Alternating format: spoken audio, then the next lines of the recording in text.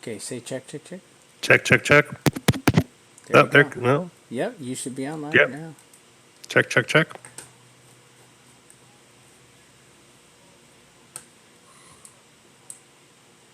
Say check, check again. Check 1 2. Check Oh 1 2. shit, I got you on there twice. How the hell did I get you twice?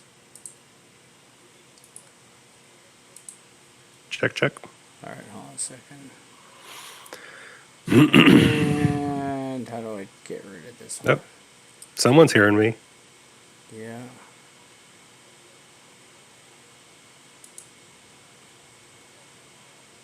Loud and clear. Yeah, how do I get rid of that one? Okay, it's okay. I'll just go like this. Okay, say something again. How's everybody doing tonight? All right, cool. I'll mute that one, mute that one. Go ahead, say something. All right. All right. There we go. All right, I'm on. All right, I think we got it figured out. Laptop life. Laptop life. So, what's going on, everybody? How you doing? We're about to throw a tweet out there really quick. Give me a second. I still need to throw my tweet out there. I was working on the sound issues. And, oh, they can't hear me? Is the echo gone? Oh, hold on a second. Hold on. Wait.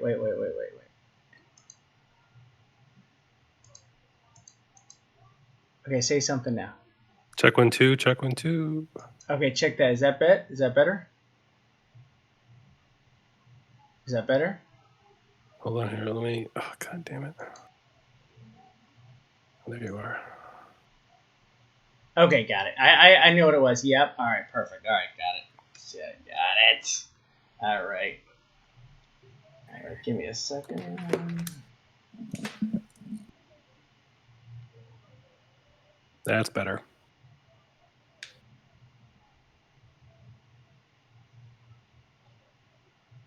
Yeah.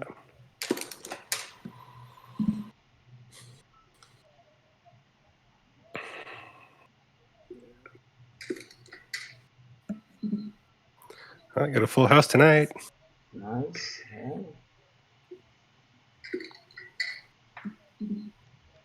I got a full house tonight. Oh, sorry, that was me. Yeah. That's me. That's me. Okay, we're good.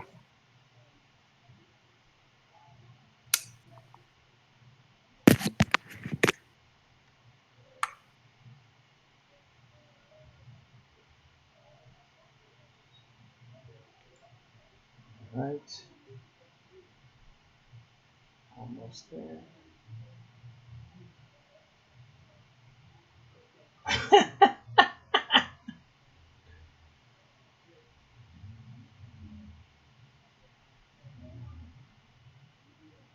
All right. All right. I just sent a tweet out. All right. Hold on a second. Let me get this. Almost there. Shit, if we don't, you gotta make sure you drop it in the Discord too, will you? Premium chat? Yeah. Dude, I swear to God, I have like 500 messages. They're all from me. Yeah.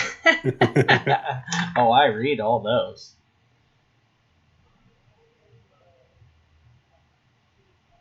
All right, where are we at?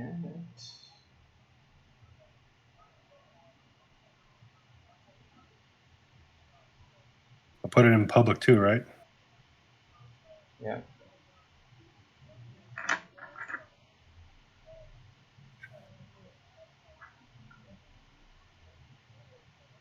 Yeah, you got the public one? Yeah. All right. All right.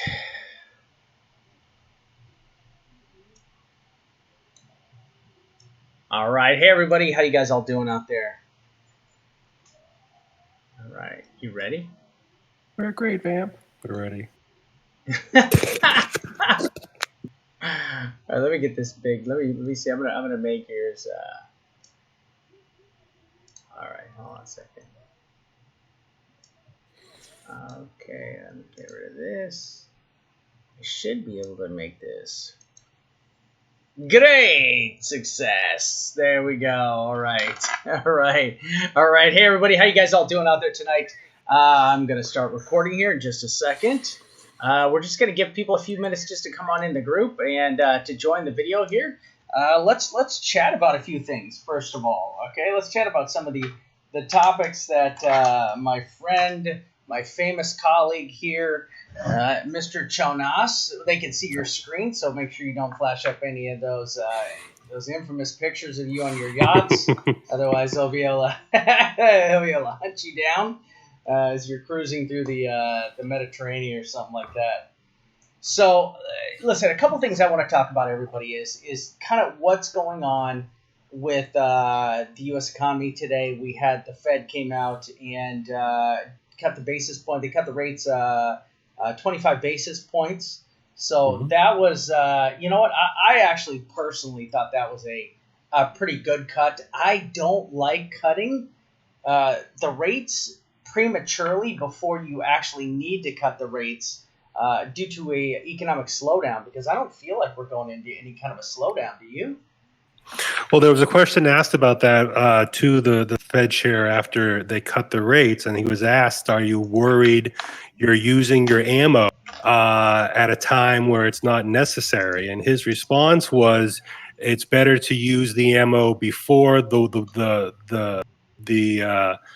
the ball starts rolling down the hill too fast that you can't stop it." So I agree with you that overall unemployment's record lows, 3.8, 3.9, but our GDP is barely 1% plus some change here. And there are a lot of indicators such as debt load and all sorts of things. But the overall really riding thing is the tariff war, and where that's going to take the economy over the next 6 to 12 months. Yeah, and West stock honestly, market. I mean, honestly, the way I see this right now, I see that I just don't see. Hold on a second.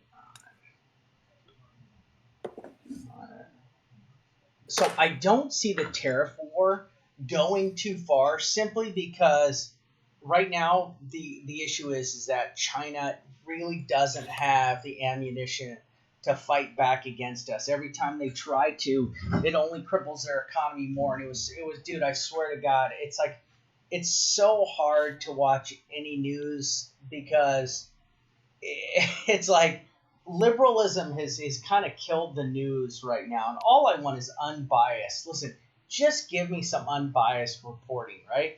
And when they're like, oh my God, the deficit with China is not changing, and do you not know that we're now raising trillions and trillions of dollars for the U.S. economy off these tariffs that we piled on Chinese goods that we weren't getting before, right? I mean, you're talking about trillions of dollars that are being raised through these tariffs that are going directly to the government to help us with our deficit. We've also concluded because of this that it could cost the average household American $800 to almost $1,000 more a year that they generate.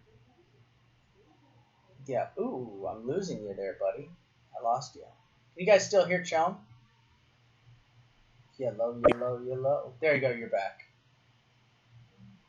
I lost you. Oh. I think we're still good. Yeah, you're good. I can hear you. Okay, so I'm not sure what's going on with the internet. Yeah. Okay. Yeah.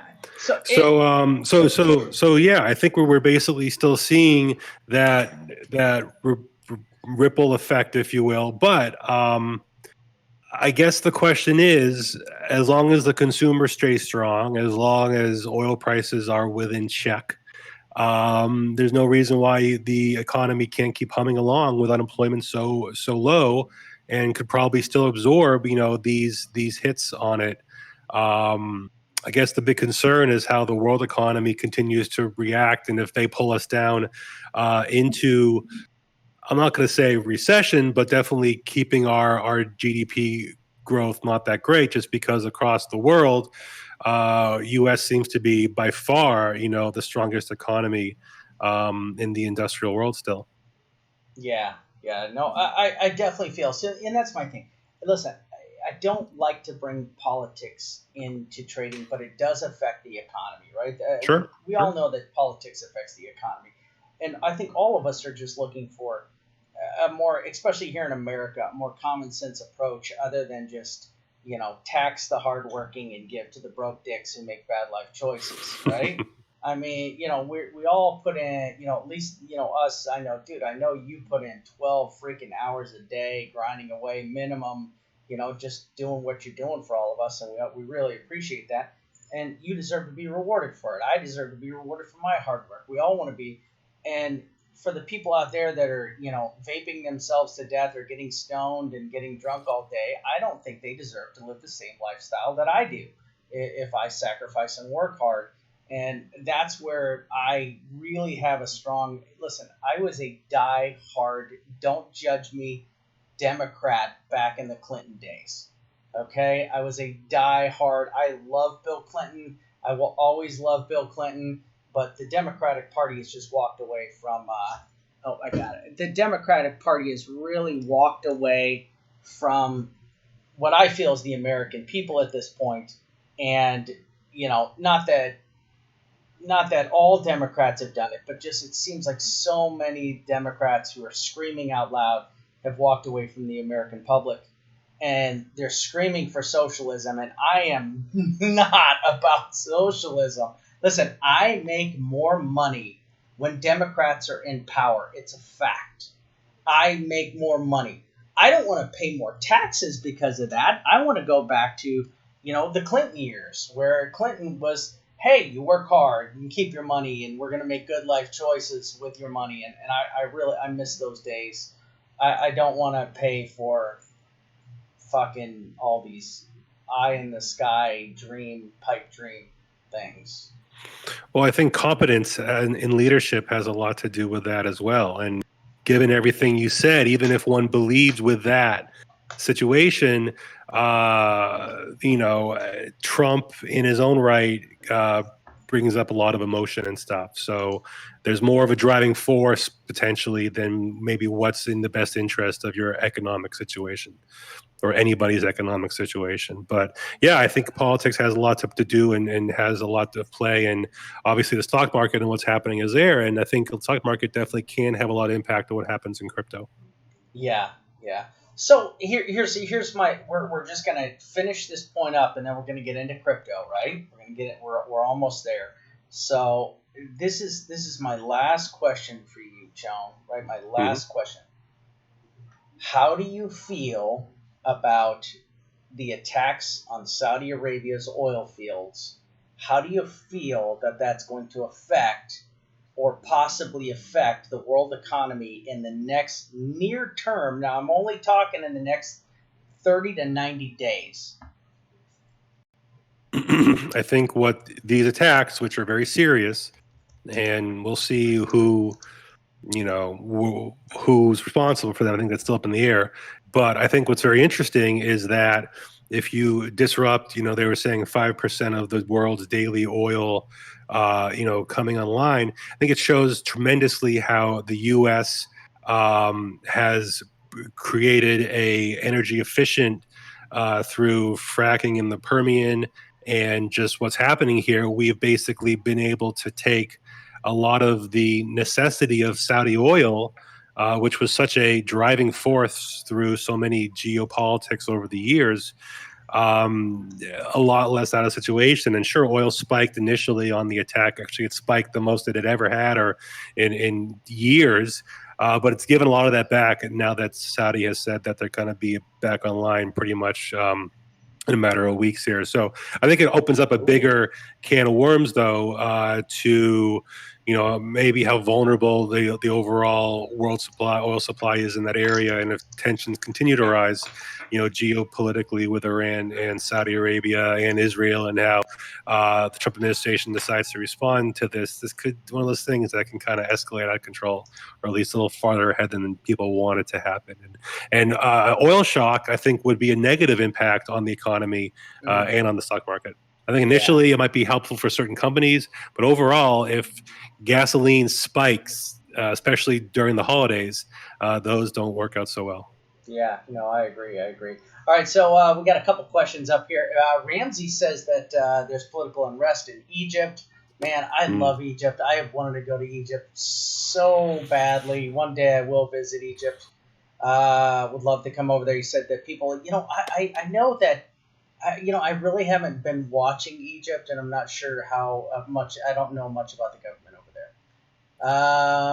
there. Bam Bam says, "What was the secret call?" So we can't tell you what the secret call is because it wouldn't be a secret anymore. But let's just say that, yeah, wow, a lot of money's been made on the secret call already. I'm not going to tell you how much I've made to date, but it's been pretty good. What are your thoughts on the secret call? No, You know what the secret call is. oh yeah, I do, and let's just leave it at that. Leave it at that. Yeah, so we both know. Also, if you guys had a chance to check out my Twitter, I don't know, you guys had a chance to check out my Twitter page, my Twitter call. Can you bring the Twitter up on your screen there, buddy? Yeah. Your screen's actually. Can you take a look at my last thing? I just tagged you in it. Our little conversation we had on Monday.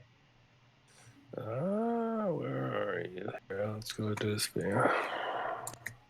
So listen, we're gonna start recording this. Actually, you know what I'm gonna do? What I'm gonna start recording this. Hold on, ready, set. Hold on, where am I? Yeah. Oh, this. Pull Oh, it. this. Yeah, The that alt one one. right there. Yeah. Yeah. All right. Hold on a second. All right, we're recording. Welcome, everybody. I'm the Vamp, and I am joined by a very special man that I miss so much. He is my snuggle bunny. Listen, I love this guy. He's absolutely amazing. It's so awesome to be online with him again. The big Jonas, the man, the myth, the legend himself, freshly off of his yacht, cruising around Martha's Vineyard. Man, so awesome to have you, buddy. I miss you. Vamp, it's great to be here. It's been a while. I'm excited to do these shows with you again, and there's so much happening right now in crypto and as in the world, and I think these conversations, I think people really enjoy them. Yeah, so just the other day, it was Monday. Can you show our text back and forth? So this is the other go over to on the Twitter, go over to the next slide right there. So I just put this tweet out.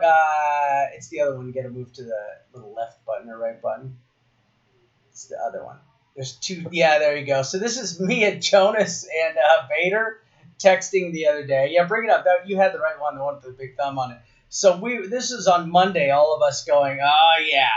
We were watching tons and tons of money pour into the Huobi exchange, the alt exchange, and sure enough, Jonas is like, oh yeah, watch out, here it comes, and we got the Boy, pop. did it come. Boy, did it come! It come. Now we were able to tell the members also. So this is kind of our little. This is a direct tweet, not a direct tweet. This is a direct text that we have going between us. Mm-hmm. So we do our little private chats. But man, boy, we saw that coming, and I thought it was going to be a little bit longer until it popped off. But yeah, we saw the I don't want to use the F word right there, but we saw a lot of very shady things going on as USDT was flowing into the Huobi exchange. And I bet if you go over there and take a look, you'll see a lot of that volume for these alts that were popping were coming from that exchange, which is very interesting. Another thing to note right now is that Binance is not stopping people from trading right now. So Binance is not stopping American citizens from trading, even though we see that a lot of people did come off the exchange. And right now, with that in sight, it's killing me right now that Binance is kind of bending their will.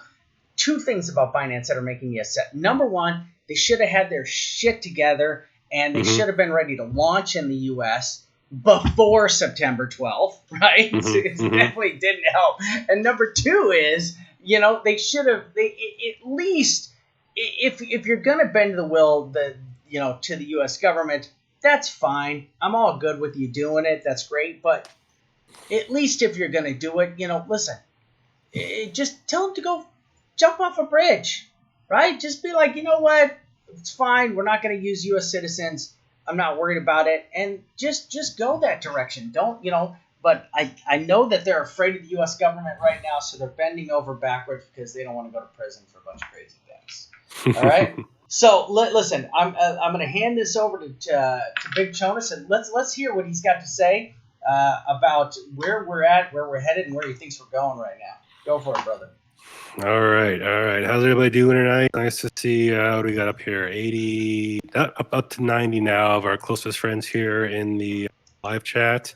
Great to see you guys all there. It's been a while. Listen, I actually wanted to start with Bitcoin dominance here because what we're talking about is a clear topping here of current Bitcoin dominance. It hit as high as 73% of the entire crypto sphere market cap, and had these very nice tweezers here on the very top. Just perfect candle combo you want to see on a rejection here. My bias for the Bitcoin dominance is that it's still going to crank higher. I don't believe that 73% dominance will be the peak of this move here in Bitcoin. I honestly think that we're still climbing this mountain, and just basically, I think we're basically just chilling here at the 786 support, which also coincides with this really nice rejection we had back in July 15th, where we again saw a very bullish divergence of alts that ran through the latter half of July. So there's the pullback in Bitcoin dominance. We saw that spread out significantly through altcoins. Really, the thing about Bitcoin is that, and we've seen this before throughout Bitcoin history, especially recent history, when Bitcoin ranges, we call it, and when basically becomes a stable coin.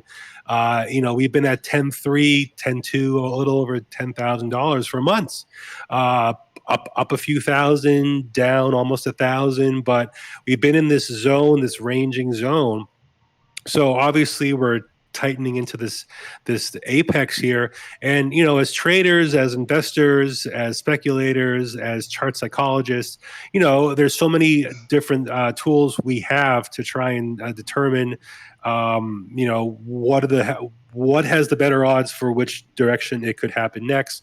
Where should you be positioned for whichever way it does break, and what are the expectations of why it will do what it does. And when Bitcoin had its massive capitulation in November and December of last year, that violent, volatile breakdown, in a way, provided the eventual kinetic energy in the price action to once again find a ranging for several months, December, January, February. I had a very tight range. Very organic range of price action. Nothing to do with tether pumping. Don't look there. Nothing to see there. And then explosion when, you can say the Fed, the tether Fed, did a QE 4, 5, and 6. This is like me taking credit for my wife's orgasms when I use a vibrator, okay? Can you take credit for those if you're using a vibrator? I mean, you tell me. I don't think you can take full credit for that. Right? If it does the job, if she's satisfied. I mean, either way, a win is a win. A win is a win, but I mean, was it you though, or was it the machinery? You know what I'm saying? I'm just, I tell my wife. I always tell my wife that's a win, but anyway, sorry. Continue on. Well, yeah. So what we have here is then through that consolidation, we're able to get this massive expansion, and I think a lot about why did this happen? Why did Bitcoin? You remember, we were doing shows back when Bitcoin was in the 6,000 range, and we were trying to figure out, because obviously we were doing this descending triangle. It was becoming more clear. It's a classical chart pattern where basically you have lower highs and a consistent lower bottom area here. And then we were ranging between 6,500 all the way down to 5,700. And finally it broke. Now, the difference between what happened then and kind of what's happening now is we had this capitulation moment first, really, of Bitcoin, and then it had its descending triangle. We kind of never had that capitulation. I mean, it was quite a nasty pullback for sure, but we're kind of having this descending triangle potential in this current pattern where we basically can argue that we do have a consistent low area of support, 9100 up to 95ish, and lower highs, very clear lower highs. So what does this tell us? Well, it tells us we can freaking range in this apex, that could take us into October. So there's no reason why we can't test the low nines again, and there's no reason why I wouldn't be surprised if we had a bull trap breakthrough of 10.4, 10.5 again. Before I would think that maybe this isn't a descending triangle. Maybe we are going to get some sort of a more of a pennant, which can definitely be a bullish case for that pennant. It almost has the pennant feel to it, but I think if we had one more tap of the 9 area, basically 9.3 or 9.2, I would lean more towards the descending triangle. So let's say this is a pennant, and it's a pennant is a bullish sign. Basically, here's our flagpole, and here's our pennant. Normally, a descending triangle is a continuation pattern. So it'd be weird to have a descending triangle from the continuation here, basically, of Bitcoin's bullish price action. Here's the difference. Here's the difference I see between what happened here through March, April, May, and what could happen whichever way this does break out. Is my question is, where's the money coming from? I don't think the tether fairies are going to be able to push this the way it did here. And if you think about it, Bitcoin dominance during this time period here was, in the high 50s, the low 60s. There was a shit ton more money still in alts, that were, hundreds of $1 million of market cap value in the coins that were up to, top 50, top 75, top 100. And so all that money, all that liquidation, well, Bitcoin just really started cranking here, brought you that bearish divergence in the altcoin market, sucking sound. Now that they've capitulated so much, and sure, the past few days have been very nice, where's that money coming from for buyers to buy a shit ton of Bitcoin, above $10,000, $11,000, $12,000 again, in the force it would need to break through the current high and then continue on to potentially test all-time highs. So I'm not sure where that catalyst is. In that the fact that, and to add all to that, the stuff going on in the exchanges. So you take those factors into it, and then we can just use our basic indicators and stuff to say, what is the chances? Is our RSI strong enough? Have we reset our stochastics? So we get a bunch of mixed signals on multiple time frames that can definitely start into that. Do you want me to keep going on that, or do you want to step in? So here's kind of my thought on this, right? So you've got your descending triangle right here, right? Or your pennant, whatever this is. The way I look at this is USDT was pumped into the market because we know that the Fowler guy and the other guy got busted, right? And so for the shadow banking that they were doing with Phoenix and other exchanges, right? So what happened was, this is USDT being dumped onto the market for Bitcoin, right? Which has made the price of Bitcoin go straight to the roof where it is today, right? So now what has happened is you've had basically a pump and dump and pump and dump and pump and dump of, dump your couple thousand Bitcoin, buy it up. Dump a couple thousand Bitcoin, buy it up. I mean, you can only make so many millions for so long until people just don't believe your BS. So right now, these guys have bought, they've dumped, oh my God, how many thousands of Bitcoin, right? How many thousands of Bitcoin were bought up here by the whales? And there was that 7,000 Bitcoin buy at the bottom that got us to where we're at, right? So now what these guys are sitting on is an oogly massive pile of USDT. This huge pile of USDT now, they know it's going to be harder to milk idiots out of their money for Bitcoin right now, because it's a lot harder to pump Bitcoin when the price is at $10,000 than when the price is at $3,000. So the market buy at $4,200 was for 100 million US tether, right? It was 100 million USDT, right? So that 100 million USDT market buy of 7,000 BTC got us to where, really the FOMO happened, and it just took little increments and where they kept inserting tether, and it just kept climbing and climbing and climbing. Then they finally started dumping it on everybody, and that's all they've been doing. Now what they're doing is they're saying, well, shit, nobody. Now it's harder. You take $100 million right here. In order to pump the market, $100 million is only going to get you so far right now. At $10,200 a Bitcoin, you do the math. I don't know exactly what it is. Yes, you do have leverage. You definitely have leverage, right? Which they do use. They use leverage for sure, especially on Phoenix, where they're using 3x leverage, right? And then they're using over on MEX. They're using large amounts of money on Bitcoin and MEX too. Here's the issue. The issue is right now we've watched millions and millions and millions of dollars go into the alts to get this little pump, this little alt season that we have right now, right? So we have tons of money. This is why I think you need to be really, really careful playing alts. If you're going to play alts right now for these pumps and these moves that we're hoping we can get just a little more action out of the alts before they start pulling back too far. What I would say is, if you're going to play an alt, play it as a short-term trade only, not as a hold. Honestly, I wouldn't. I would be very, very, very leery of holding anything long-term at this point other than a short-term trade, right? When I'm talking short-term trade, I'm talking a couple weeks to a month. Like, if you think something is like I can't tell you about our secret trade, but for instance, our secret trade, that's kind of a hold for us for the next 30 days because we know something is going to happen with that secret trade, and we're looking forward to something happening with that secret trade that will be a catalyst to a further rise in that. It's also a low cap project. So I would just be very wary right now because the whales are out there and they're playing alts because they know it's much harder to get the market to pump. Now, just like Chone says, 10,500 heavy-duty resistance right there. That 10,400 to 10,500.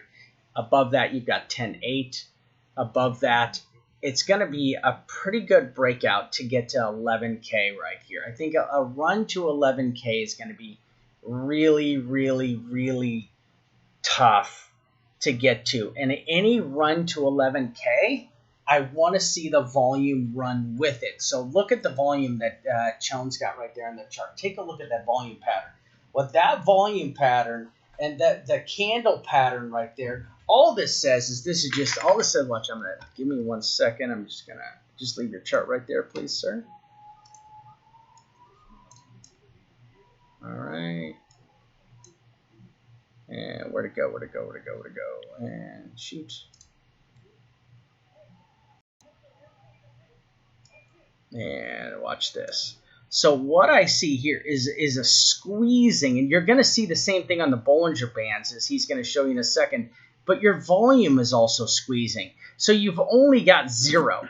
You can't go any lower than zero on your volume, right? What's happening is you have force pressure coming down and down and down, and you just can't get any lower than zero. So that you see the volume as we moved here. And the same thing, we're constricting ourselves into this tighter and tighter and tighter range right here, where I've called this the apex. We're kind of coming to the apex of this triangle right here. And this is, you only got one way to go, right? Now, the most fearful thing I got, and do me a favor, can you back yourself up? Can you back yourself up on that chart so we can see the fall? I want to see the fall. Oh, yeah. Let me see that. In terms of, so it's very similar. We have the declining volume, and then there's the exponential increase. Yep. Yes. Yeah. So now, give me capture that one more time. Can you scoot down? Yep. Scoot down a little bit. Scoot it down. There we go. All right. Perfect. All right. So I want to show you what. So here we go. So here, what I want to show you is, if you take a look at the squeezing action that occurred here, right? And look at the volume. Look at the volume. Look at the volume. Look at the volume. Look at the volume. Right? We're getting the same volume. Oh, that's horrible. Seriously, that was a fail on the line drawing. We're getting the same squeezing pattern. Now, here's what happened back here, right? Let me show you this. This is what the scary part is. Zoom in right here to this little area right here. Okay? Zoom into this little area right here. Can you zoom into that right there? Zoom right into that right there. Yep. Okay, let me grab this. Give me 1 second. This is what I'm afraid of right here. This is the biggest fear. Oh, wait. I want to get the volume too. Let me get the volume. And there we go. So this is what I'm afraid of. Kind of, you came squeezing down here, right? And if you look and you draw your trend line, and then boop, it popped up. It was a bull trap, right? That was a bull trap, ugly one. And then it took a dump on us, right? And you see the volume pattern was dying. And then this was the bull trap right here. Actually, this little thing right here was the bull trap. And then this was the bear doom, right? This was the bear dive of hell. So this is what I'm afraid of. Where we're at right now is I'm afraid we're squeezing into an area where we're going to possibly get a bull trap and then a dump. Go for it, buddy. Yeah, in the historic BitMEX volume, 24-hour volume chart indicator, when Bitcoin gets into this zone here of the 1 to as low as 0.66 to 0.49 area of super low volume, super tight range, really no action, almost a dead stick.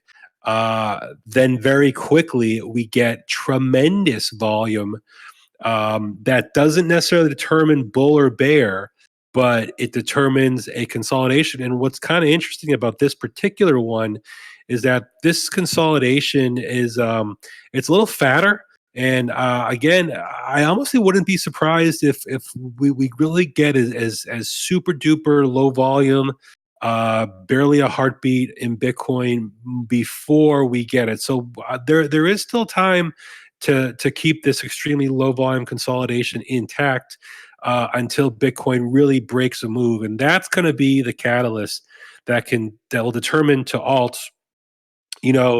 Is this an alt season, if you will? If Bitcoin pumps, are alts going to pump with it? And if Bitcoin dumps, will they dump more than Bitcoin? Will they dump in tandem with Bitcoin? Will they hold up better than Bitcoin? So you have these possibilities that are going to be determinative and will actually show that if alts really do have a bullish divergence to Bitcoin right now. The thing is, Bitcoin pumping with alts being so low right now, it's hard to think that people are going to liquidate their alts to get into Bitcoin. I think the assumption would be, since alts have got so beaten up, that they could ride a wave of Bitcoin bullishness, which would be an overall crypto bullishness. So that real test is going to be, can alts continue to rise with a sideways to slightly lower Bitcoin, or if Bitcoin does fall off a cliff, does it take the entire market again with it? And my thought process is the latter, because that's basically easier for the market to do that way. If Bitcoin starts falling, the BTC pairings, that's where you're going to see it, but the USD pairings are going to be taking a hit. And people, if they think Bitcoin is kind of, because this consolidation is going to yield a very violent move in Bitcoin. And I think the move itself will be kind of shown, but there'll be a bunch of fake outs and stuff before this impending event happens. And that's just because exchanges will do their best to get you out of your higher leveraged trades, either short or long. That's why you have those inverse BART patterns. Remember, here we were down to 9,400, and the next thing you know, we shoot up here to 10.8. We liquidate all the longs, and sorry, all the shorts here. Well, first we look at all the shorts are the longs with the dump, and then we liquidate all the shorts with the pump, and then we test the longs. Basically, we've been testing the longs the better part of 10 days here with this Bitcoin price action, which isn't ready to take off, nor is it prepared to dump yet. And I think a dump down in 93, 94, 9500 maybe would take out those longs completely, make the shorts feel pretty good, and then you basically could spike the price back over 10K and take the shorts out of their positions. And so now neither the longs nor the shorts basically were able to hold their higher leverage positions if they were able to enter in the swing low or the swing high of the most recent of such. And that's kind of what the modus operandi of these exchanges are. It's in their interest to do that, because they don't want you to 100x long right here. I mean, there's a very short window, in these moments here, like right here when we was about to take off here at 4,000.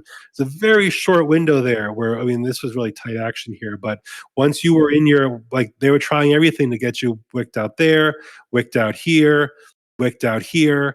And it's to their advantage to do that, but it's also to your advantage to basically see that and take advantage of these, all these wicks here were buying opportunities and selling opportunities, so it shows that kind of opportunity on both ends there. You want to, buy into weakness and you want to sell into strength. Let's take a look at some indicators here. This is our on balance volume. I kind of look at this a couple ways here. I really get that out of there. I really see this as this descending triangle, in the sense that we basically, not descending triangle, like just a failure of a flag consolidation here, where here was a support, here was a resistance, turn support, confirm support, breakdown. There's the back test. Okay. Now the OBV has been the most bullish leading indicator for me on this entire move. It was rising faster than Bitcoin. It was showing bullish divergence to Bitcoin. But I almost feel like this is going to be that first indicator that's going to tell us that no, people are not comfortable, holding their Bitcoin, and you could see those liquidations as well. Pull up the 3-day. Yep. Pull up the 3-day Yep. OBV. That's the one I've been watching on my charts, because it looks like a massive head and shoulders. 3-day OBV head and like inverse. Yep, no, right there. Okay, see it? This guy here. Yep. Mm-hmm.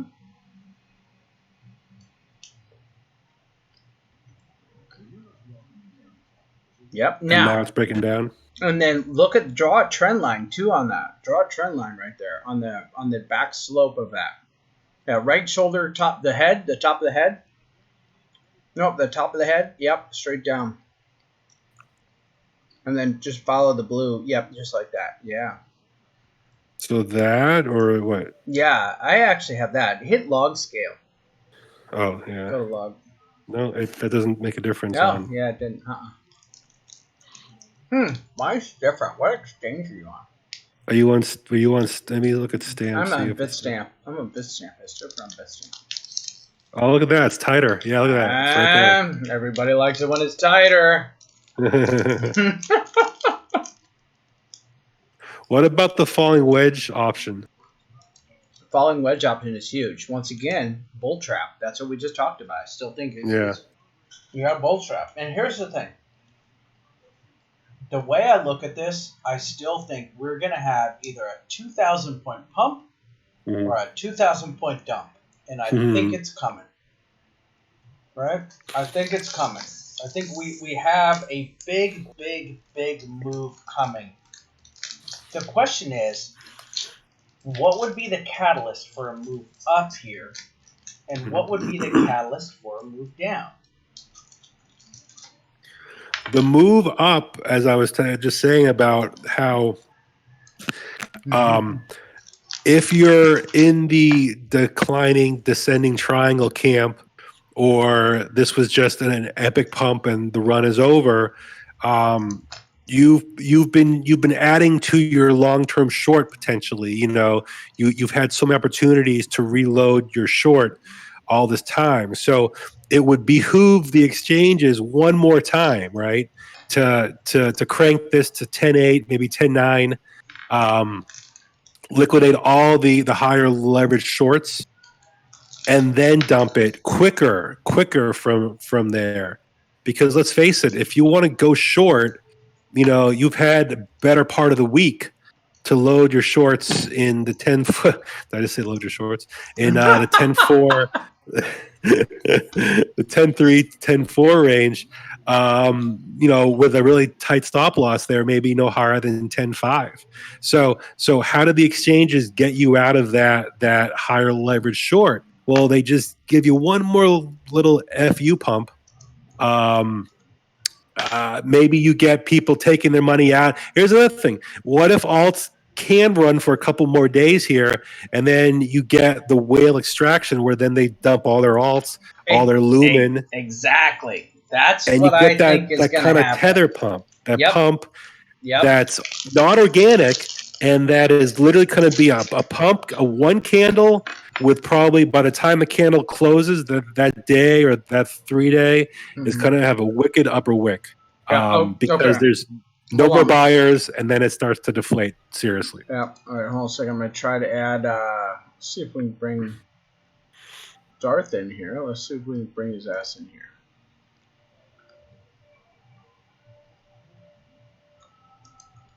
Let's see if we can bring these guys in here.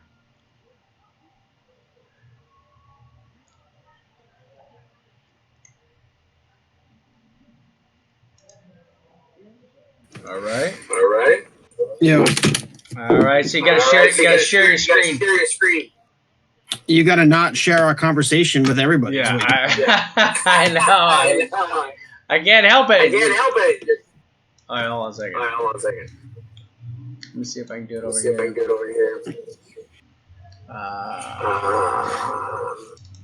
Why am I getting? Hold on. I'm getting an audio loop like a motherfucker. Yeah, you guys got to share your screen. How did I lose Sean? There we go. I got Sean. Sean, you got to hear your screen. Hold on.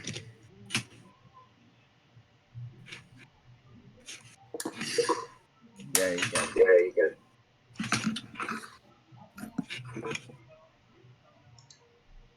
Check 1 2. Yeah, so you got to share your screen, Sean. Oh. All right, we got Darth. All right, hold on a second.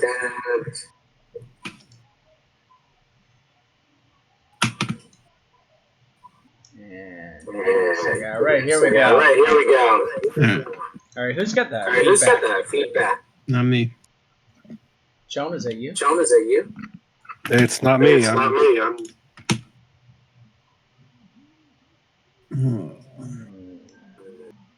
See if we can pull this off.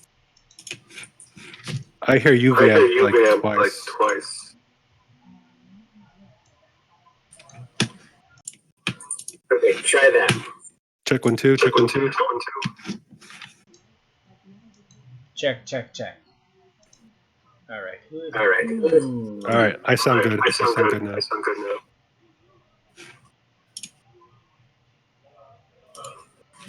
Wait, why am I still It's echoing. I think Darth, are you? Darth, it's your mic, buddy. I had myself muted to make sure it wasn't. Hold on. Make sure the stream is off.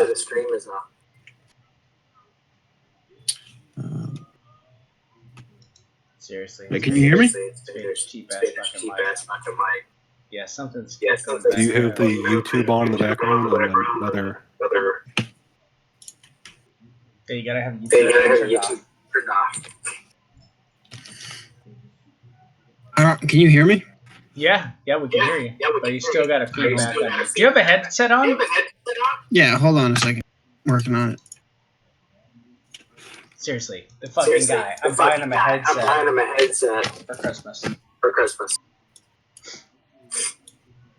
Oh, I know why.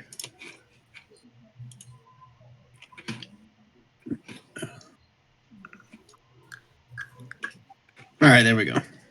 Check. Yep, we got it. All right. Yeah. Perfect. Discord Sean, is you there? being bitchy. I'm here.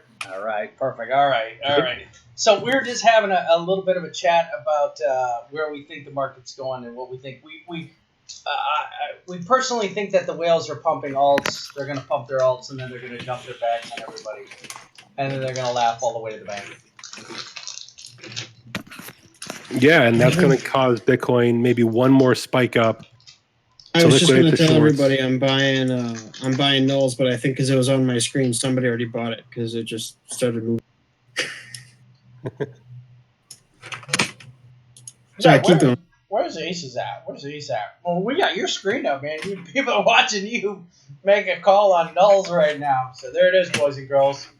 Buy nulls. I just got in. I got in not before financial, you guys saw my screen. Not financial advice. Buy nulls. I bought in right on the 55 EMA. Yeah. They're right there. Right there. That touch on the 55 EMA was perfect. So filled right there, which is pretty much right where we are now. So if you were to buy in right now, it's pretty much like barely any risk. I would only be risking. I have my stop losses right below the 99, so it's like 2%. But yeah, you can get in right now and only risk like 2%. And it tried to push up really hard. There's a lot of buy power, but I got shot back down because it just was exhausted. The order books aren't that full. But everything's correcting right now, and nulls doesn't seem to be correcting as far as everything else. So I think it might take a bounce here.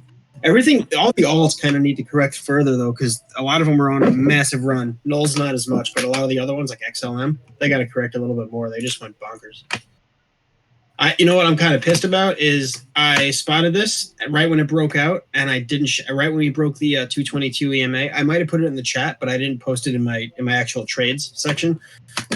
So it sucks because I can't really brag about it if I never shared it to begin with. Don't worry, I say the same thing about my wife all the time in my sex life. What sex life? Exactly. See, can't brag about it. You mean our sex life or yours with your wife? No, not ours. Not mine and yours. Oh, okay. We know that's good. We know that's good. Yeah, I would hope you don't kiss yourself. Oh. All right. So, what else? What other alts you got right now? What are you seeing? Talk to us. Everything's got to correct. I don't want to get into anything right now. I got stopped at a link, so I got some profits, and now it's bouncing like a motherfucker after it stopped me out on that wick, of course, because that's how it goes. But things need to correct. So I like Link. Everything's correcting. Link, if anybody else didn't move up their stop loss as aggressively as I did to right here, they're still in this trade, and they're up 10% right now from my original entry. So that was my entry right when we broke the 222. So we had the Ichimoku support there from the 222. Look at the top of the cloud, perfect support all the way down. I love that. My 5 supports are just perfect. I don't know why. I don't know what it is about it, but they just always work. Let's see. Jesus, man, this thing really wants to push up. I wish I didn't have my stop loss so high, but whatever. I made a nice profit. Everything else, I just got to go through them because I just got back. But I'm way out of Atom, obviously. Yeah, look, everything's just huge red candles. Oh, go back to BAT. Go back to BAT. Oh, God, I hate BAT. BAT burned me too many times. Now, if it gets down and touches like the 55 EMA, I'd get it. But to correct a little further. Yeah. BAT had a pretty decent run. Not as good as everybody else, but not a bad little run there. Look at ZRX. It's still pumping. Well, Link is pushing too. It's the only thing it's in the green, and that was my main trade other than my other trade. But look at this thing, like a beast. I'm not going to have fun now, obviously, but yeah, that's gorgeous. My original trade was great. It was only 1.75% risk. Within a couple hours, it was risk-free. I moved my stop loss to my entry, so it was risk-free. And everything after that was just a matter of locking in more and more profit. Geez, look at this candle, man. Top to bottom, that's nuts. That's a swing. It's an 8% swing on this one candle. And the crazy thing is Link has a ton of volume. So it's not like it's an illiquid asset, which moves, based on like a $5,000 buy. That takes a lot of action to move it like that. 8% within an hourly candle. That's nuts. Yeah. Chuck, what he's saying is right now you should basically hold off while alts correct for a second. Wait for alts to bottom out on this correction before you jump into anything. Even Link, I wouldn't buy Link now for sure. It's got bearish divergence, a massive bearish divergence in RSI. And it's just been pumping like crazy while everything else is correcting. And this is inorganic. That an 8% swing and an hourly candle, that's massive. So I'm going to take a look and see at a lower level what it's doing. Yeah, this is somebody's pumping it. This is manipulation right there. That's not organic at all. It just sucks because they ended up stopping before doing it. I wish they were a little bit more considerate, pricks. Mhm. I got to go through. I'm going to go through. You can put on another screen. I'm going to cycle through pretty much everything in my watch list and see if there's anything that would be a good entry now. But everything so far from the bottom, like the first 10 that I've looked at, all need to correct more.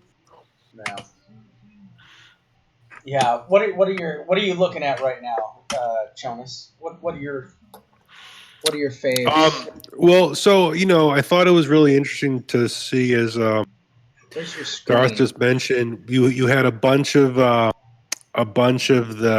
coins that were on GDAX. XLM had a monster candle. That look at that. It went. I can't. Oh, look at that. It went. I mean, this thing had so much volume in it. This hourly candle, Gosh. the highest hourly Damn. candle across the time zones on all the exchanges here, and look at Binance. Look at XLM on Binance. Huge pump, boom, truncated fifth maybe, and now we're definitely really pulling back here. This thing was topped off on a lot of indicators here, and it's just amazing that this is crypto. You literally touched the July 30th price today. And the question is, what is this? Like this says, we use the word organic price action. What was it? What algorithm tripped to pump this thing? This thing has gone like 30%, almost in these two days here. And this is just a more of your 50%. Take that back. So this is one example. We were always looking for bullish divergence on Litecoin during the bull run of this year. And Litecoin was one of the first really to kind of find that capitulation quicker. And I think a lot of that run had to do with the halvening there, which has basically happened and was a clear, buy the rumor, sell the news situation here.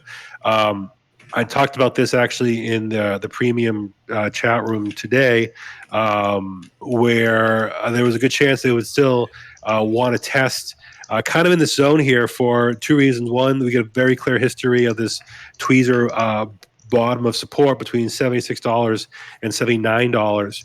And so, things that were once major support tend to be back tested as major resistance. And then just a 236 fib climbing, back up the mountain here is something that's you would look for as a first fib resistance that I would look for in my trading style, to basically see this as a very strong area of resistance, basically 79 to around 82.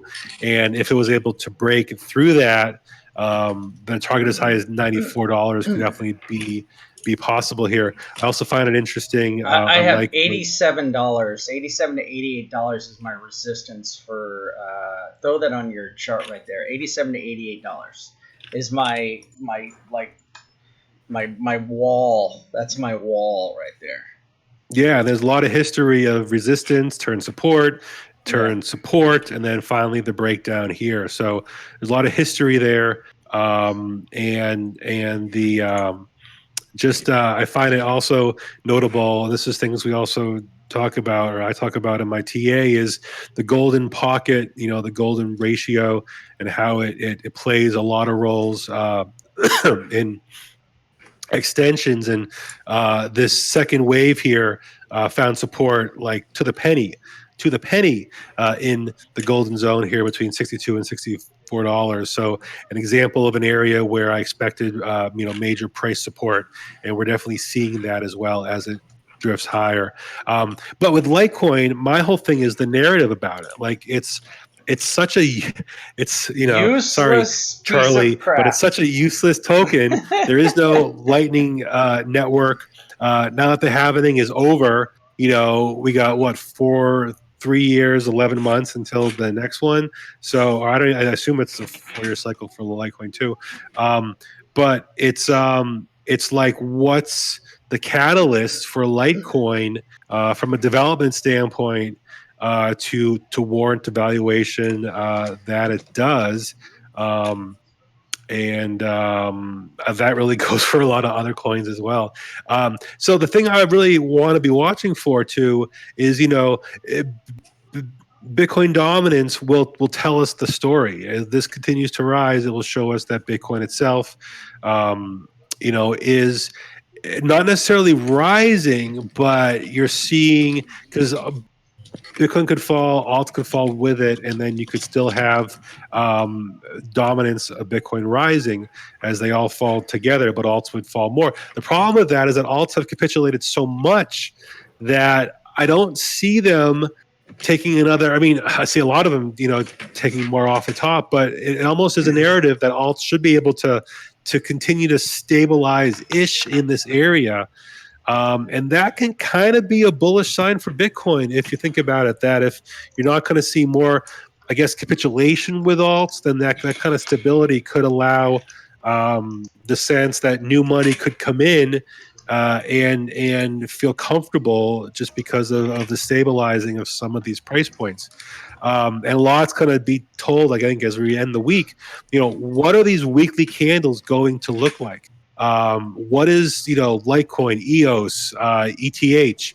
What kind of week are they kind of ending? Because I'm telling you, if a lot of these have some nasty upper wicks when the week is over, then this could be just a very short-lived, potentially a wave 4, if you will, of a larger 5-wave correction. The response to oversold conditions. We got the weekly ETH, we got the weekly stochastic with a beautiful rounded bottom here. The OBV is basically still in line and still holding on. So even though ETH, is again another coin that really needs to prove itself from a usage case standpoint at some point, you could definitely see that still holding this this line here of support. And actually it kind of front ran it too. So here was our line of support, and then actually I should probably just keep it with the most near term. Yeah, see, I was looking at this. I don't remember who pointed this out, but here's our support.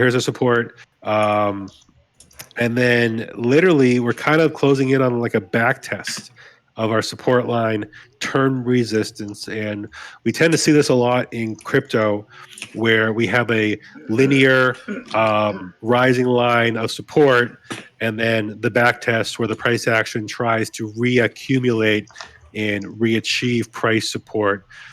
And normally these do get rejected, on the back test, and then you get the continuation down. And this will be told. We'll see this happen. We'll see these questions answered. I wouldn't be surprised, as we close out the week here, and if we can see follow through with volume and with breakout. And so far, we're just not there yet. But these moves have been very impressive. Yeah. Okay. So, all right. So I'm answering a bunch of questions over here on the side over here. So Jomo had a question. He said, Jomo says, getting tired of XD doing no marketing or exchange ads. So listen, they were supposed to, and they've only added 2 of the exchanges. They're still, listen, Binance was 90% sure Binance was going to be their 3rd exchange that they were going to add. But once the whole U.S. government regulation thing came on and they smacked down Binance, I think that postponed them adding themselves to Binance. And right now, the situation right now is they have to first go and they have to get they have to go and get listed now on Binance US or whatever the frick it's going to be called, right? So they're going to go over and do that, right? The other thing is that with XD, what I like about XD is that it's a project that actually is cash flow positive. I do like that. They do make money. They do have legitimate projects. So I listen. There's a lot of good things about them. All XRP is just a big money grab. They're dumping tons and tons of XRP in the market. They're just completely trashing people. And they have hundreds of millions, hundreds of billions to dump on the market. To dump, which they have we all know they have no qualms about dumping it on us, right? Or on anybody. Right. The next thing is that Litecoin, right? Litecoin, there's no one steering the ship for Litecoin. Right. There's not even Charlie. Not even Charlie. There's no one out there driving and pushing for the momentum to build a bigger, better, faster. I'm on. I called you. Nothing. There's nothing, right? With Litecoin, didn't they say there's like they don't have a developer on it or something? Yeah, it's nothing. It's a small store of value. Now, listen, Bitcoin. What Bitcoin does have is it is a larger store of value. It's actually the biggest store of value that you have out there. It's widely acceptable. It's safe. It's proven. There's a lot of good things about Bitcoin. Even though it's slower than a freaking dog and three-legged dog, right? Bitcoin is as slow as a three-legged dog compared to no-legged dog. A no-legged dog. That's right. Just rolling across the floor like a hot dog. That's right. But it is still a great store of value for a large amount of whatever you want to call it for a value, right? All right, BCH. Let's talk about BCH for a second, right? Now, BCH ABC, I think, is, with Roger Ver, I'm going to go all the way back to this, and I'm going to say, what a freaking scam. If you guys remember, they partnered up with, was it Bitmain, the big mining company. They had mined tons and tons of BCH. They had made a horrific mistake, and they were $600 million down or $400 million down, something insane. Absolute nightmare. Then Roger Ver teamed up with, I want to say it was Bitmain, and that's when they did the fork, and then all the drama, and then then you had Craig come out and say, hey, this is the right way to go. He launched SP, and now with all the court dates and everything you guys have got going on right now, with all the court stuff going on, I truly feel that you should all be afraid right now, because if Craig Wright has access to that, and it gets released in, I believe, 2020 when they unlock those tokens. January of 2020, when those tokens get released, if he does have access to those and is forced to send those to that other gentleman who won the court case against him, and he has to give that guy all those, you all need to be shorting the living. Listen, January of 2020, I will be shorting the living shit out of the market, because that guy's got to pay his tax bill. That's lawyers and accountants and a bunch of old dudes that don't get crypto, don't understand, and you can't mess around with a trust. They're like, well, the thing about that, they're going to do some pumpy shit and this and that. Dude, no, you can't do that with a trust. Go ahead. But either way, there's going to be a big move, because when I was tweeting about it and people were like, shit, thinking I'm like Craig Wright fanboys, I don't care. I couldn't care less about the guy. My whole argument is, if he got caught in a whole bunch of shit that wasn't accurate, obviously. I'm not saying he's always told the truth on everything, but I don't really care. I'm not litigating whether or not he's an honest person. Whether or not, when it comes down to that point, he's telling the truth about that part of it. If he has access to this trust, then that's going to be relevant. And if he doesn't really have access to the trust, it's going to be relevant. So either way, whether you believe him or don't believe him, or where you fall on the side of that debate, is irrelevant. There's still a major market action that's going to take place. Just think about it. If he gains access to it and then they have to dump it on the market, that's going to cause a big drop. If they get all that Bitcoin and have to dump it, right? If he doesn't and he ends up saying, all right, guys, I'm busted. I was shitting you the whole time. Say that does happen. Well, then everybody who was holding off to entering the market is going to put money into the market. So it could mean a big move up. So we have to watch what happens. And based on the news, we'll see, all right, clearly this thing isn't happening now, or maybe it's not happening at all. Maybe that's a good time to get in because a lot of people are going to be thinking the same thing. We might actually see a big move up if it turns out on that side of the coin. If the other happens and everything, proceeds exactly how he explained it, and he gets those assets and now he's going to have to turn them over to somebody who's going to dump them on the market, that's going to cause a drop. So you have both sides to play. You have to pay close attention as we get closer to that period, and then you'll have a better idea which way it's going to fall. But you really have to pay attention to what's going on, and don't just listen to people on Twitter because they're all lying to you. Trust me, I know. It's all I do is lie to people on Twitter all day. So, Joan, do us a favor. Tell us a little bit about what you're seeing on Bitcoin Catch. The Catch, man. Joan. So did you see my tweet, Vamp? Yeah. Because you tweeted our text where you were talking about money flowing into Yep. My reply to you, I didn't even notice, but my reply to you was, I think BNB is about to make a big move. Yes, I saw that. Yes. So I just posted it. I circled where our text was, which is right before BNB did 16% or something. Love it. Yep. Yeah, I don't really have much more to add to the BCH thing from a technical standpoint because it's such a newer coin here. It's on the weekly. It's still riding MA50 support. It's been hovering around this for quite a while here. BCH, historically speaking, has pumped harder from a percentage standpoint. From $83 to $230 in a week, and then from 127 up to $350 in 4 weeks. These were massive moves in the size of them and how fast they happen. So as Darth Jesse said, what will determine this either way, it will be epic in the movement and stuff like that. But I think let's look at BNB because this is I love BNB. I love BNB. Seriously, if I can make out with a token, that would be the one. So this thing has got so much interesting history here. We were actually talking about it in the premium chat today. A couple interesting things. It's loving the MA 100 here on the weekly. Literally stopped on a dead stick last week and then bounced hard off of it this week. Almost kind of reminds me of how Bitcoin reacted to the MA 200 back in December there. So that's notable. That basically tells me that for now, this is definitely holding on to support there. The volume has continued to decline for quite a while here.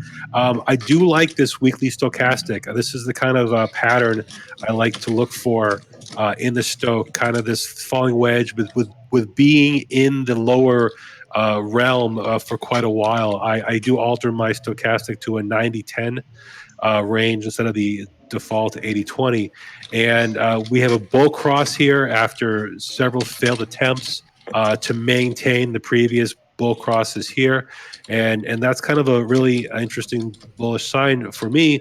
And then the OBV is just very strong still. It's been holding this kind of higher low when BNB has been putting in these lower lows. So it tells me that people are prepared to hold onto this thing, even though it's been dropping quite a bit. MA50 added great support multiple times, and then it failed. So, the backstop of the 100 is notable, and the resistance, I think, as well on the 50 is also going to be, also, if we can get up that high again, notable as well. But for now, the volume is not knocking my stops off. And as I stated earlier, this weekly candle is going to be pretty epic in the shape of it to determine kind of what if we can continue to move forward. Could be an inverted from hammer. Here. Could be, and I'm liking the Heikinashi. I really want this body to tighten for a very clean reversal candle, and we're just not seeing it yet. close, but not really seeing it yet there. So I think it's still too early to say if this is just a stop on the way down. Remember that this thing was a mother effer of bullish divergence here. And just, last thing I want to just take a peek at here really quickly is just the fib retracement. The 786 has kind of been the flavor of the month. We've seen a lot of coins and Bitcoin on lower time frames. I've seen it find support at the 786. So that's cool. That's what you want to see there, is it being respected as a support area. But I look at it two ways. If we fail to hold that support, then we're going much lower. And I don't see yet the volume or the candle appearance yet on this bounce. And that kind of goes for a lot of the alts here. And just, we are also still in this falling wedge that is still, potentially in the earlier stages of this breakout. But as you can see, it's respecting the previous two wick outs here, and that's exactly where it found resistance here on the week so far. So nice move after 1, 2, 3, 4 really nasty weeks of price action. We're seeing a little respite here, and that was a great call there for that literal perfect bottom call on the text there. So that was really money there. So yeah, this is just another example of an altcoin that's taking advantage of really extreme oversold conditions and finding a bid, finding some buyers there to step in. But already you're seeing, those pullbacks start kind of across the board. We're going to see how strong they are and if they accelerate. And I think a lot of this does have to do with Bitcoin. And as we're talking here, as we're still only, less than 2 hours into the day, we're starting off a little bit on the bearish side here. And I think the alts are reacting to that, that slight, a little bearishness there in the price action. So again, there's a correlation here. I think Bitcoin really needs to move higher, take the alts with them. And if it dumps, I think it will take the alts with them in the wrong direction. BNB could have a short-term trade here. Actually, it's had a decent correction. So I'm looking at potentially setting. Let me see. Yeah, retrace right to off the latest run. It retraced to the 0.5. So it retraced 50%. It's sitting right on top of the 55 EM. You can switch to my screen if you want to. Yeah, there it is. You're right. It touched the 55 for a penny. Hold on. There you go, buddy. So I can get in here, risk about 2% because it's sitting right around the 0.5. So it's got the 55 EMA there. This was prior. So for those who don't know, I leave support and resistance on my chart going back a year. I never delete anything. So we can go up to $30 right now on BNB, and I'm going to have a bunch of support and resistance that are going to be relevant again. So if you look here, this was a major support and resistance from months and months and months and months ago. Back around here, all these big supports. So it's still on my chart. You can see how relevant it is even 6 months later, 4 months later, 2 months later. They're always relevant. So right here, it was a really strong resistance on the way up, right? A couple hourly candles got rejected. Now on the way back down, we're getting a lot of support right from there too. So I'm placing an order right here, sitting on the 55 EMA with that major support that's held up so well over time. I'm risking only 2%, and I have the 618 and the other EMAs all serving as supports to protect my trade. So the chances of me getting stopped out are pretty low considering all the support I have. If I do get stopped out, it's low risk. I'm only risking 2%. Let me show you my Wabi trade, which is even more low risk. I'm only risking 0.6% on Wabi. Let me post this to the group actually. And actually,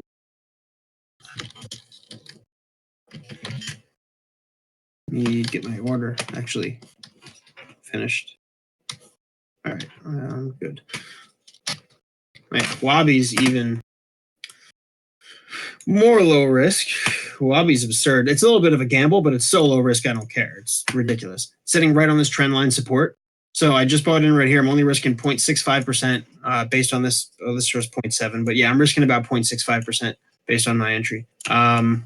So in this scenario, we got the 222 EMA, which it's been really hard to break through. If it breaks through that and this topside resistance isn't as definitive. The only reason I draw it this way, because it's a continuation of the 222. Sometimes I won't necessarily have a support or a resistance. So say like right here, you got this one wick that went through and then a couple candles that got close. You're not really going to draw a trend line right there because there's not enough touches to make it really seem like an accurate trend line. But because of the way I use my Ichima model, sometimes I'll have the 99 EMA and the 222 might be converging. The 222 is coming down, 99 is going up. And those in and of themselves are the same as a trend line, right? Because what's a trend line? You're drawing a line where you have support or resistance, top side support, bottom resistance, or top side resistance or support on the bottom, and you draw a line between those touches, and that forms a trend line. Well, if you have an EMA that works as well as mine, where you normally get really strong support and resistance, the EMAs themselves are supports and resistances. So even here, you could see the 99. I could have drawn this a little bit differently for the trend line. The trend line support, I could have drawn just along the 99 EMA, and it still would have worked because you can see all the support from the 99, all that support, a big touch here to the 99. But this fit a little bit better. So on the top, the 222 is coming down. So as a continuation of the 222, I can anticipate that being a trend line resistance right there on the top side. So if you can break through the 222, it'll have a really nice breakout. So it's worth it. I'm risking essentially nothing, right? I'll lose a couple dollars. On $1,000 trade, I would lose $7. So it's obviously worth it. It's virtually no risk at that point because it's such a tiny loss if I lose. And on the upside, if it happens to bounce right here off of the support and break through that 222, it could be a 10 or 20% trade, no problem. So those are the two I'm in right now, and I'm looking at more. I'll post the rest in the group if I find any other good entries. Let me switch back to if any of you guys have any questions.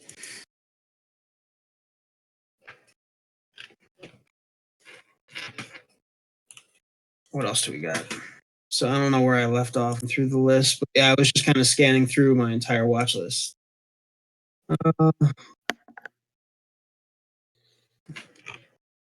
EOS was looking good, but now that it's dipping below the 99, I'm not. It's kind of in the middle of the cloud, which I don't like. So you can see when it's staying on the top of the cloud, and the top of the cloud was serving as support. Even here, I would have thought that was a good potential entry, and I would have gotten stopped out, but I didn't get in there. Now we're diving into the cloud. I would expect most likely to go back down to like 395, the bottom of the cloud. That might be a good time to get in, especially if the 222 ends up coming up and then you get confluence between the 222 and the bottom of the cloud. That could be a really good entry on EOS. So I'd keep an eye out for that. EOS was also the first one to really pump, wasn't it? It gave a few days head start on the.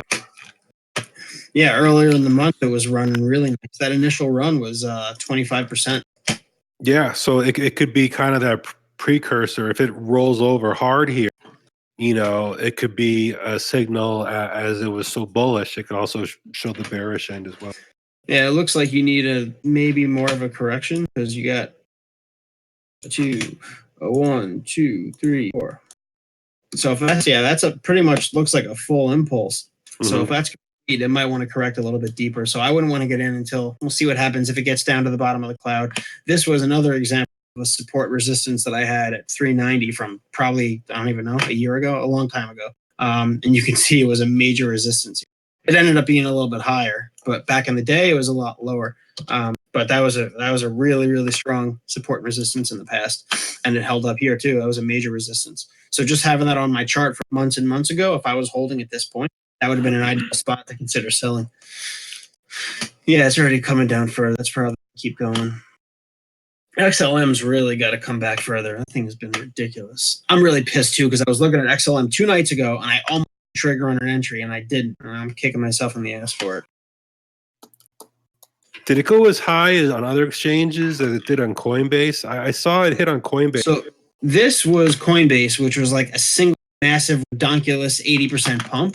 Yeah. Do that. No, it didn't. It was much organic other exchanges. Look at that thing. Yeah, look at this. This is way more organic. This was a nice 50% move. Coinbase was just a single candle doing an 80%, which is 80%. Obviously manipulation. And it did 80%, I mean, in like 3 minutes. You basically had 3 minutes to scale out at 12 cents. Yeah, that's ridiculous. Yeah. Neo's coming back to the 55 too. Looks kind of interesting, but it's a pretty fast drop. So I wouldn't touch this necessarily unless it held some support for a while.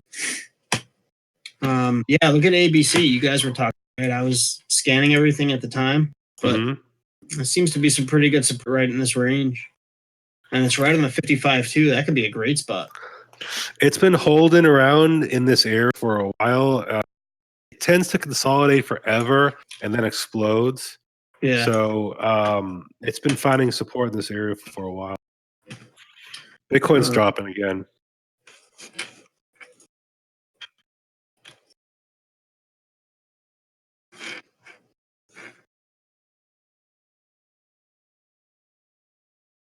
What are you talking about? Club stuff.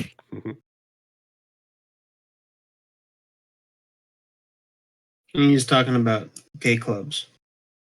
No, I'm here. Sorry, guys. I was actually searching the internet, trying to find K clubs. trying to find the best way to hit the G spot.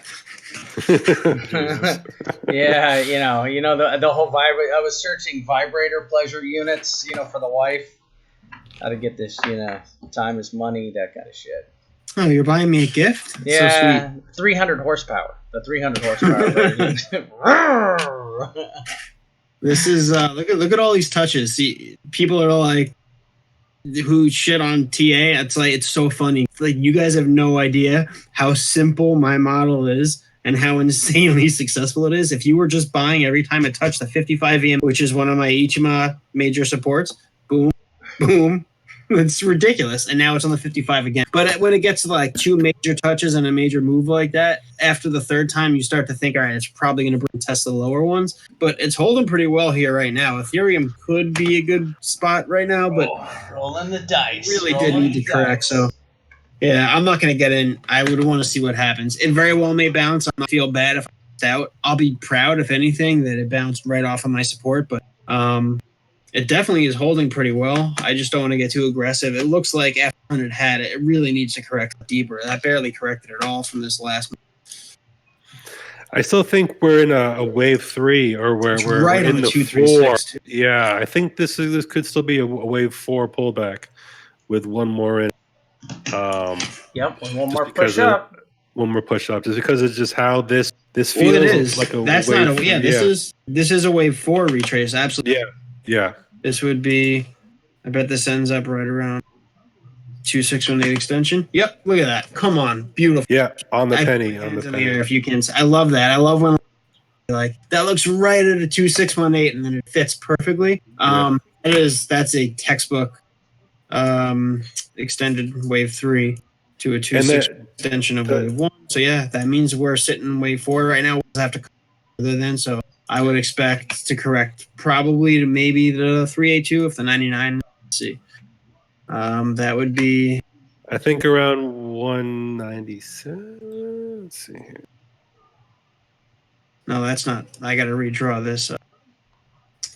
Let's retrace.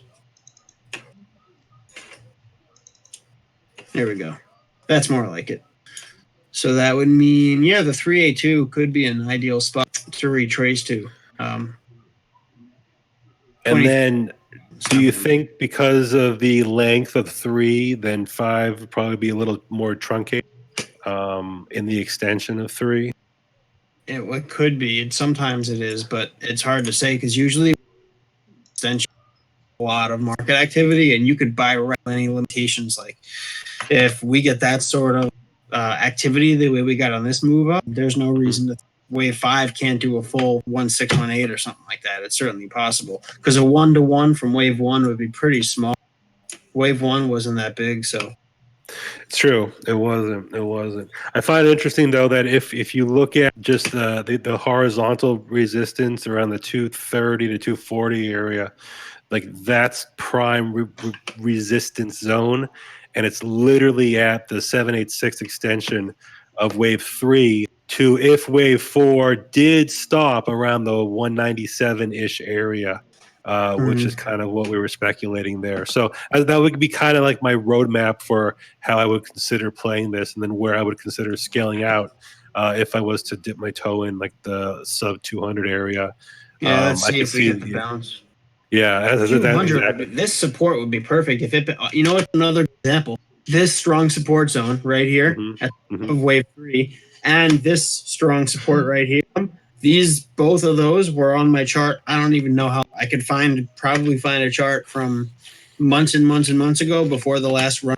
And these have been sitting on the chart for that. I haven't added these to the chart in the last few days. These were just sitting on my chart and happened to be that on point. So that's why I'm so adamant people not deleting supports and resistances. If you have one that's perfect fit and it gets tested 10 times on the hourly or the daily, don't ever delete it, because it could be a year from now that might make you tens of thousands of dollars potentially. Just keep it on the chart, because these things stay around. They're not just like, oh, that was a good support and it's gone. People think that you have to kind of reset it. You don't. It's always going to be a crucial support, because there's a reason why people pool all their money around certain areas. There are certain levels that, for one reason or another, end up being a really strong support because everybody wants to buy right at that price, or a resistance where everybody always ends up selling. Whatever the psychological factors are that cause people to sell at too ton of money for the damn internet right now.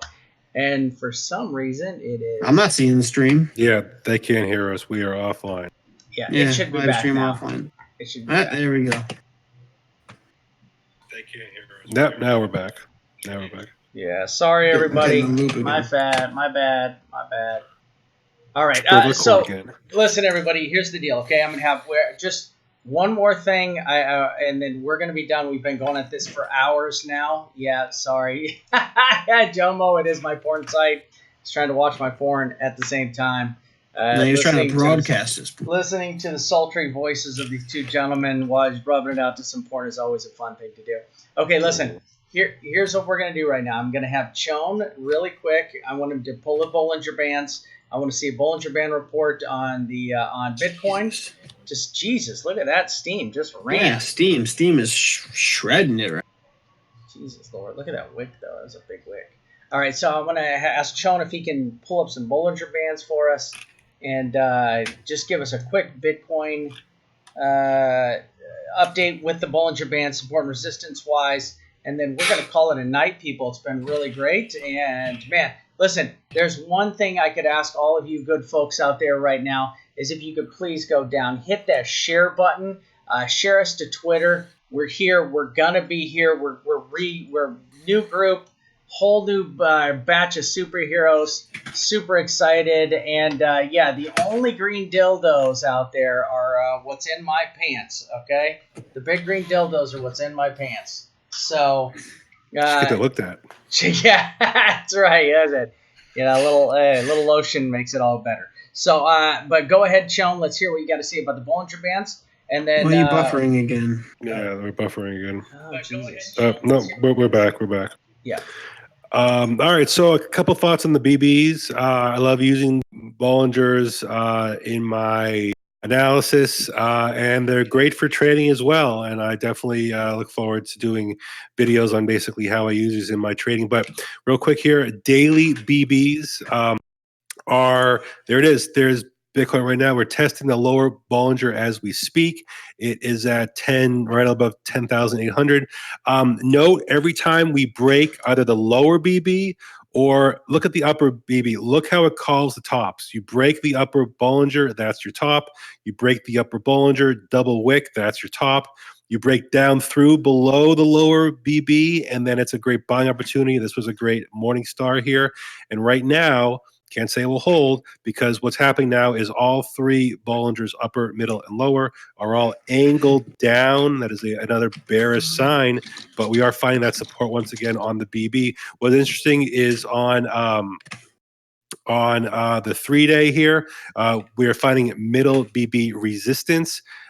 We've been kind of flirting with it. We were able to get back above it, but BB on the 3-day, Bitcoin, lots of great price history of it respecting middle, upper, and lower. And as you can see, if we're resisting the middle BB, I do target lower Bollinger as a test. Lower Bollinger on the 3-day has not been touched since December. So it's due, and it could touch it, and that's $9,200. And then on the weekly, again, we have held. Good touch it. It looked like this is what happens when 3 children dream by. Past their bedtimes.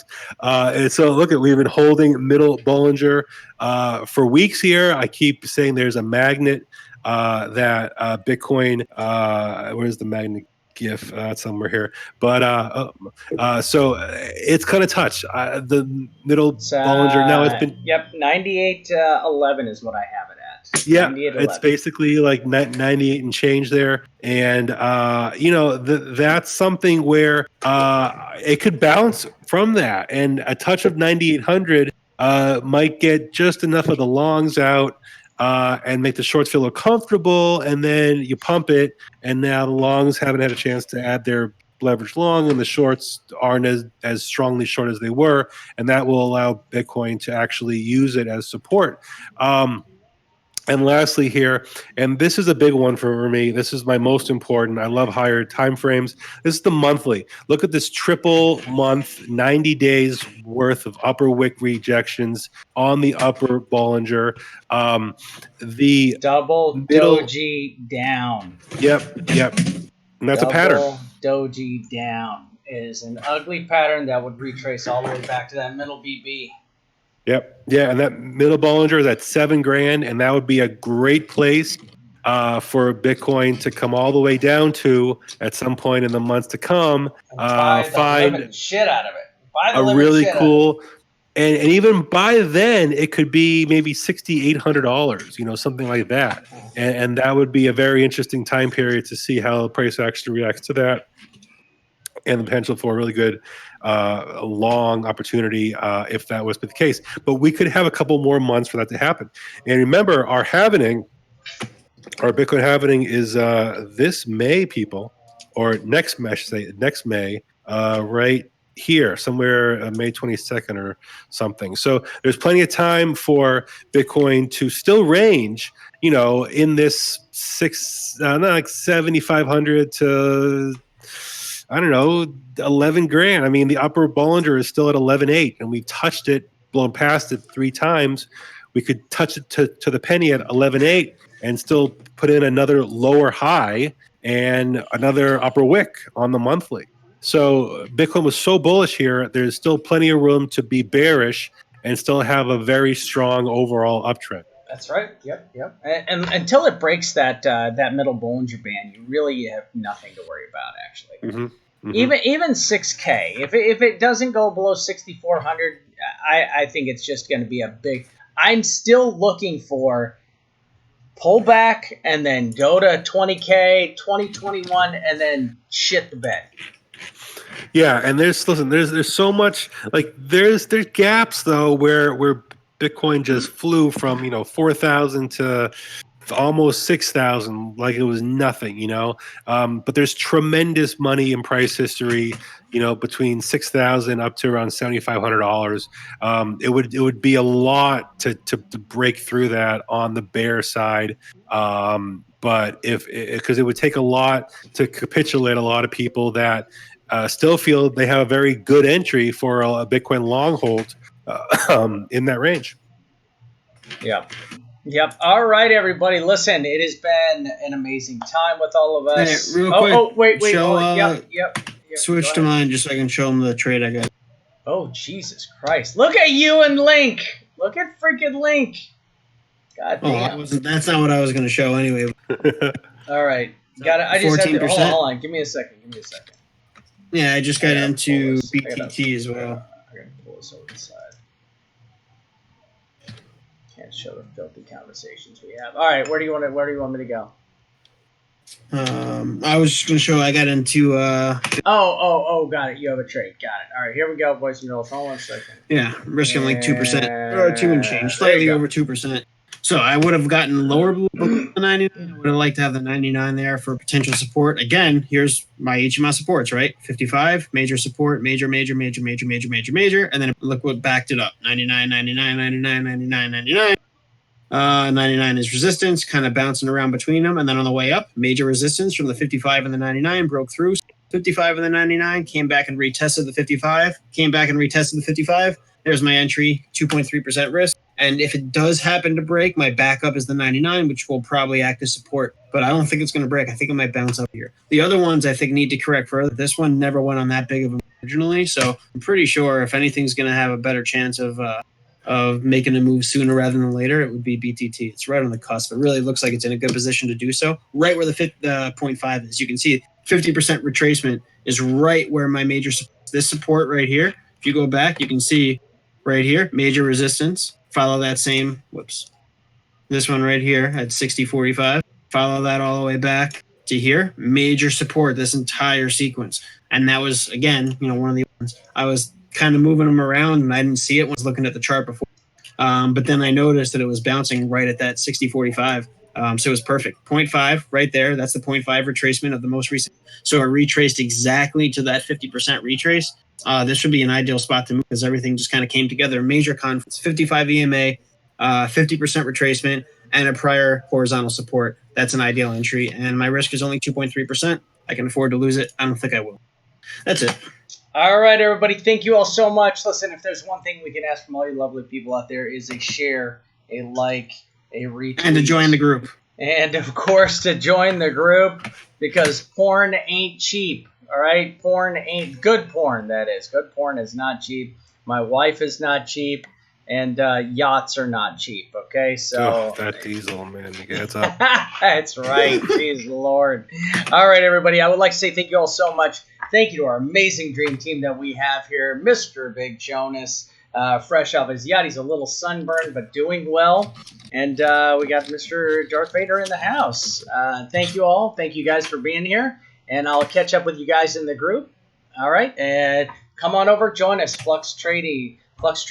You can find us. We got our websites posted everywhere. So come on over. I got it in the link in my YouTube also. FluxTrading.com. I think it is. FluxTradingGroup.com. Group. There you go. There it is. All right, everybody. That's it. We are out.